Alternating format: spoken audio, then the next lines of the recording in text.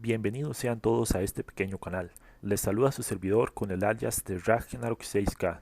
En esta ocasión voy a tratar el tema de la escritura cuneiforme, que es uno de los más antiguos antecedentes que tiene la escritura. Suscríbete a este canal si estás interesado en temas sobre criptografía, alfabetos conocidos y alfabetos secretos. Vamos allá. La escritura cuneiforme se origina en la antigua Mesopotamia y es uno de los sistemas más antiguos de escritura que los arqueólogos han logrado descubrir. El territorio que se conoce como Antigua Mesopotamia incluye territorios de lo que hoy en día son países como Irak, Siria e Irán. La escritura cuneiforme se caracteriza por el hecho de que todos sus registros que se conservan actualmente están hechos en tablas de arcilla.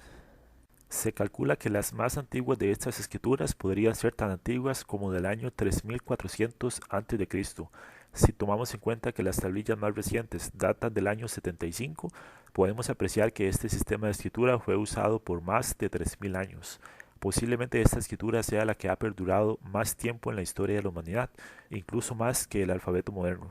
La escritura cuneiforme no era un sistema fonético, más bien utilizaba símbolos jeroglíficos que podían representar ideas completas o tenía símbolos que representaban sonidos silábicos, por lo cual se podría decir que era un sistema solamente fonético en parte.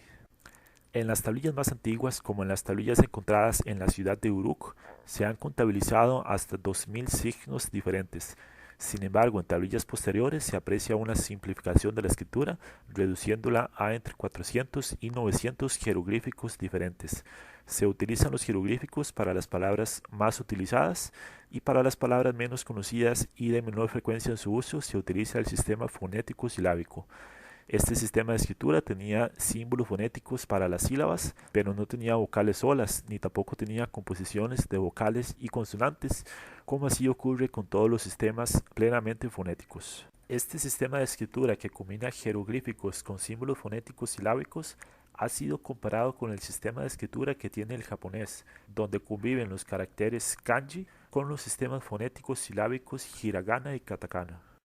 De igual manera que lo expliqué ya en este canal, en el video sobre los jeroglíficos egipcios, la escritura cuneiforme tampoco se utilizaba para escribir en solamente un idioma. Gracias a la universalidad de los jeroglíficos cuneiformes, podía ser entendido y escrito por personas que hablaban lenguas como el sumerio, el acadio, el elamita, el hitita, el luvita, el asirio, el babilonio y otras lenguas más.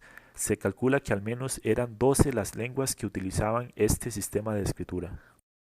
El soporte físico que se utilizaba para esta escritura eran las tablillas de barro. La mayoría de estas tablillas tienen un tamaño lo suficientemente grande como para caber en la palma de la mano. Se piensa que cuando la arcilla estaba fresca, se hacían las típicas marcas que caracterizan a este sistema de escritura con un trozo de caña. Una vez la arcilla se secaba, la tablilla podría perdurar por mucho tiempo. Veamos ahora el tema sobre cómo fue descubierto y descifrado este sistema de escritura. En un principio, cuando los académicos europeos descubrieron estas escrituras, nadie podía leerlas.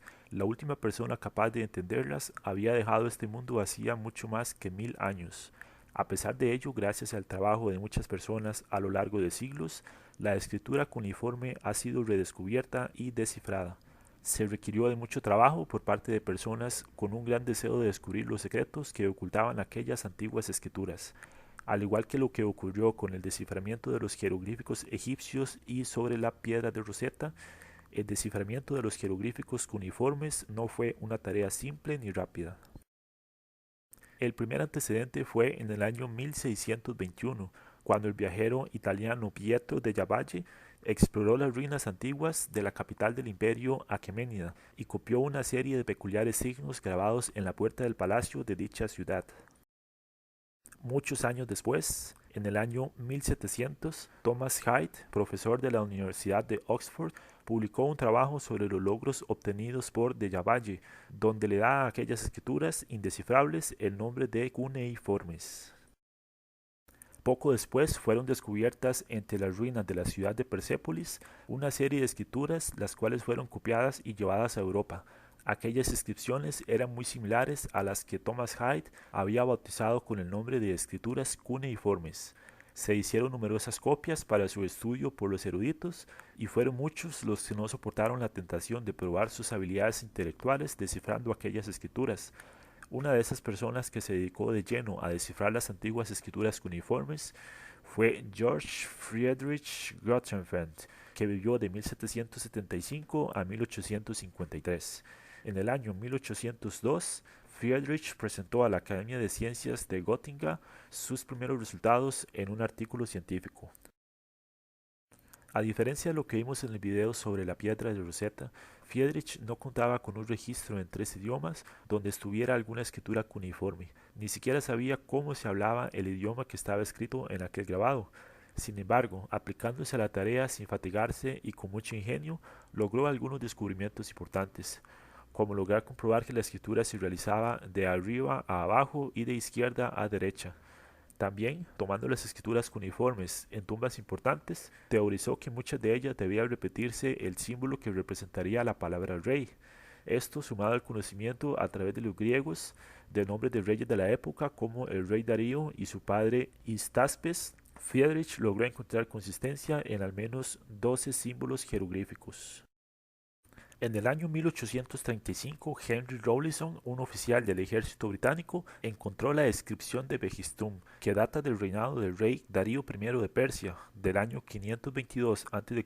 hasta el año 486 a.C. La inscripción de Behistún consistía en textos idénticos en los 3 lenguajes oficiales del imperio persa, el persa antiguo, el babilonio y el elamita. Esas escrituras fueron tan importantes para el descifrado de la escritura cuneiforme como lo fue la piedra de Rosetta para el descifrado de los jeroglíficos egipcios.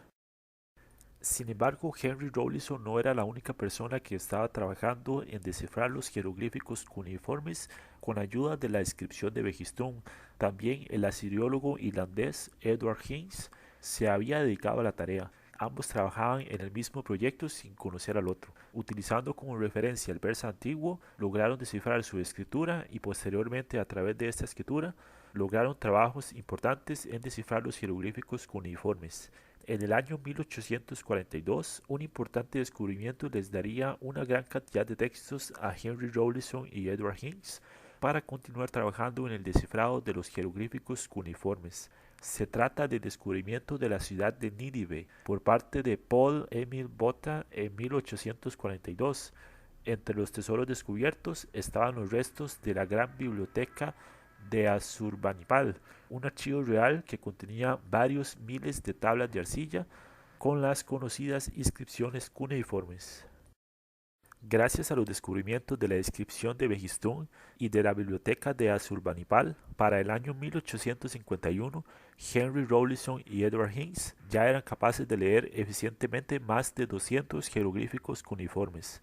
Pronto se unieron a la causa otros criptólogos, un joven estudiante de origen alemán llamado Julius Oppert y el británico William Henry Fox Talbot. En 1857, los 4 se conocieron en Londres y tomaron parte de un famoso experimento para comprobar la precisión de sus investigaciones. Muchos años después, otras personas lograron más avances en el desciframiento de estas escrituras, pero no fue hasta los primeros años del siglo XX que la tarea estuvo completada.